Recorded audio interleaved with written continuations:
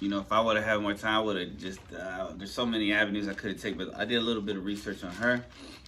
So she was kind of interesting. She was born on. No, no, no. She was.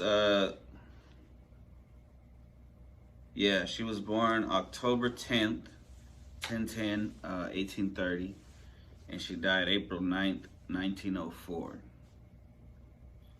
So looking at that, the numbers, her death, it looks, because there's 4-9 and then 9-4. And then her birth 10-10. She was the Queen of Spain from 1833 to 1868. She was deposed in the Glorious Revolutions.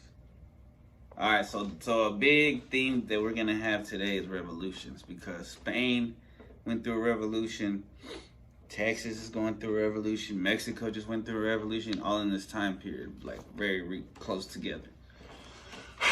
So I wonder, it was probably like, it's a very interesting time. She was born in the Glorious Revolutions of 1868. So it's like 30 years after the San Antonio battle. Formally abdicated in 1870.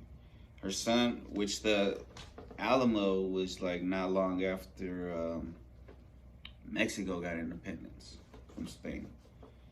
Her son, Alfonso the 12th, became king in 1874.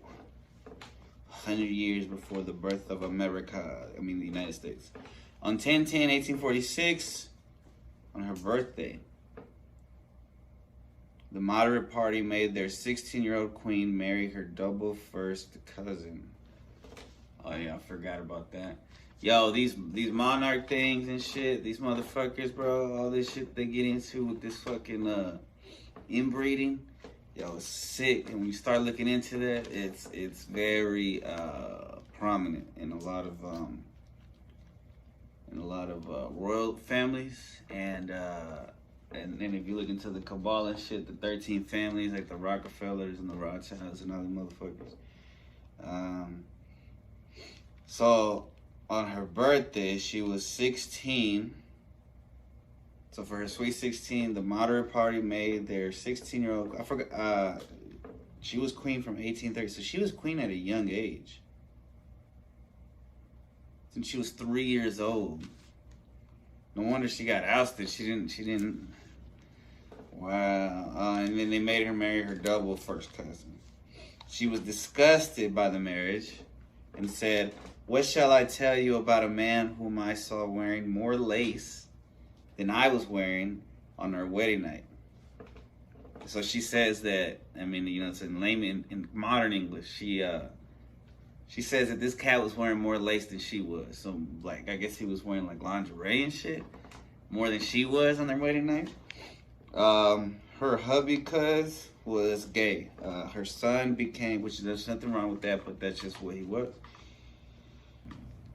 Her son, who became king, was fathered by a captain of the guard. His name was Enrique Buegmolto y Mayans. She publicly announced her love, and her reputation crumbled. She was only 17 years old when she announced. So she was only a year into her faux marriage with her gay cousin, double first cousin.